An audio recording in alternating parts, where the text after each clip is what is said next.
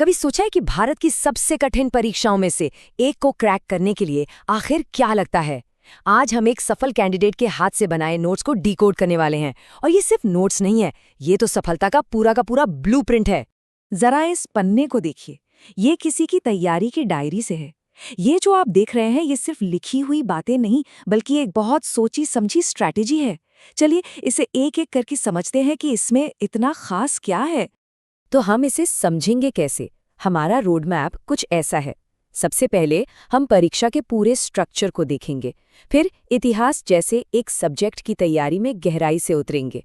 उसके बाद देखेंगे कि ये प्लान ऑफिशियल सिलेबस से कैसे जुड़ता है, और आखिर में उस 4 स्टेप वाली स्ट्रैटेजी को जानेंगे जो इस पूरी तैयारी की जान है। तो किसी भी बड़ी लड़ाई को लड़ने से पहले उसके मैदान को समझना जरूरी होता है ना? तो चलिए शुरू करते हैं इस परीक्षा के पूरे स्वरूप को समझने से। देखिए, ये परीक्षा कोई 100 मीटर की दौड़ नहीं, बल्कि एक मैराथन है, और इसकी 3 अलग-अलग स्टेज हैं: प्रीलिम्स, फिर मेंस और आखिर में इंटरव्यू। हर स्टेज की अपनी एक अलग चुनौती है। और मजेदार बात यह है कि हर स्टेज का वजन अलग-अलग है। प्रीलिम्स तो बस एक स्क्रीनिंग टेस्ट है, मतलब इसके मार्क्स फाइनल टोटल में नहीं जुड़ते। असली खेल तो मेंस और इंटरव्यू के नंबरों का है, क्योंकि इन्हीं से फाइनल रैंक तय होती है। और उसमें भी ये जो 1750 नंबर है ना, ये लिखित मेंस परीक्षा के हैं। सारा खेल यहीं पर है। यहीं पर नॉलेज की गहराई और लिखने की कला का असली टेस्ट होता है। अब मेंस के अंदर भी जनरल स्टडीज के ये 4 बड़े पेपर्स होते हैं, हर पेपर 250 नंबर का। और इनमें क्या कुछ नहीं आता, इतिहास, राजनीति से लेकर एथिक्स और इकोनॉमी तक सब कुछ। तो चलिए अब जरा और गहराई में उतरते हैं।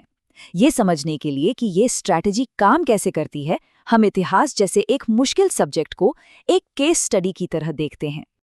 ये सिर्फ एक माइंड मैप नहीं है, यह एक हथियार है, एक ऐसा टूल जो एक बहुत बड़े और डरावने लगने वाले सिलेबस को एक मैनेज करने लायक प्लान में बदल देता है।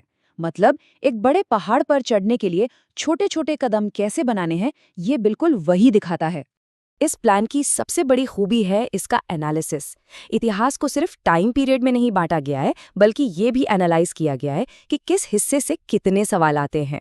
तो जाहिर है प्राचीन और आधुनिक भारत पर सबसे ज्यादा फोकस है, क्योंकि सबसे ज्यादा सवाल वहीं से आते हैं। तो इसका निचोड़ क्या है कि ये तरीका सिर्फ हार्ड वर्क का नहीं, बल्कि स्मार्ट वर्क का है। मतलब पूरी किताब रटने की जरूरत नहीं, अपनी एनर्जी को वहां लगाओ जहां से सबसे ज्यादा फायदा हो। ठीक है, तो हमने देखा कि कैसे एक सब्जेक्ट को टैकल किया जाता है, पर सवाल ये है कि क्या ये पर्सनल प्लान परीक्षा की जो ऑफिशियल डिमांड है, यानी मतलब जो सिलेबस है, उससे मेल खाता है? एक अच्छी तैयारी का मतलब ही यही है कि अपने नोट्स को सिलेबस से जोड़कर चलें, क्योंकि सिलेबस ही तो असली गाइड है ना?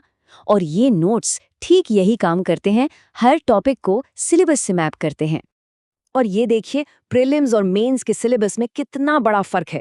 प्रीलिम्स का फोकस काफी लिमिटेड है, लेकिन मेंस का दायरा बहुत बहुत बड़ा है, उसमें वर्ल्ड हिस्ट्री तक शामिल है। इस फर्क को समझना मतलब आधी लड़ाई जीत लेना है।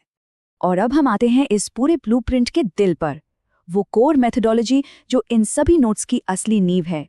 तो सवाल ये है कि इस सारी मेहनत और प्लानिंग का सार क्या है? वो कौन सा सीक्रेट सॉस है जो इस पूरी तैयारी को एक साथ बांधता है? ये रहा वो 4 स्टेप का प्रोसेस, और ये एक साइकिल है जो चलता रहता है। स्टेप 1, सिलेबस और पुराने क्वेश्चन पेपर्स देखो ताकि समझ आए कि पढ़ना क्या है। स्टेप 2, सही किताबें और मटेरियल यानी सोर्स चुनो। स्टेप 3, अब उसे ध्यान से पढ़ो और नोट्स बनाओ। और सबसे जरूरी स्टेप 4, प्रैक्टिस करो, टेस्ट दो और खुद को बेहतर बनाओ। इस साइकिल में स्टेप नंबर 2 यानी सोर्स चुनना बहुत ही ज्यादा जरूरी है। ये कुछ ऐसा है जैसे सही नक्शा चुनना। अगर नक्शा ही गलत हो तो चाहे कितनी भी मेहनत कर लो, मंजिल पर नहीं पहुंच सकते। मिसाल के तौर पर मॉडर्न हिस्ट्री के लिए इन नोट्स में सोर्सेज की एक बिल्कुल साफ लिस्ट दी गई है। इसमें कोचिंग का स्टडी मटेरियल है, बिपिन चंद्रा जैसी स्टैंडर्ड किताबें हैं, एनसीईआरटी की किताबें हैं, और प्रैक्टिस के लिए क्वेश्चन बैंक्स भी हैं। मतलब कोई कंफ्यूजन नहीं, बिल्कुल क्लियर गाइडेंस। तो कुल मिलाकर ये तरीका सिर्फ इन्फॉर्मेशन इकट्ठा करने के बारे में नहीं है, ये उस इन्फॉर्मेशन को इस तरह से प्रोसेस करने के बारे में है कि सवाल को समझने से लेकर जवाब में मास्टरी हासिल करने तक का पूरा सफर तय हो जाए। तो चलिए वापस उसी इतिहास वाले माइंड मैप पर चलते हैं। अब ये सिर्फ एक डायग्राम नहीं लगता है ना, अब ये एक पावरफुल स्ट्रेटजी का नतीजा दिखता है, जो एक मुश्किल सब्जेक्ट को एक साफ और हासिल किए जा सकने वाले रास्ते में बदल देती है। ये तो एक सब्जेक्ट के लिए एक सफल कैंडिडेट का ब्लूप्रिंट था, और ये हमें एक बहुत अहम सवाल पर लाकर छोड़ता है। सीखने और सफल होने के लिए किसी का अपना पर्सनल ब्लूप्रिंट कैसा हो सकता है?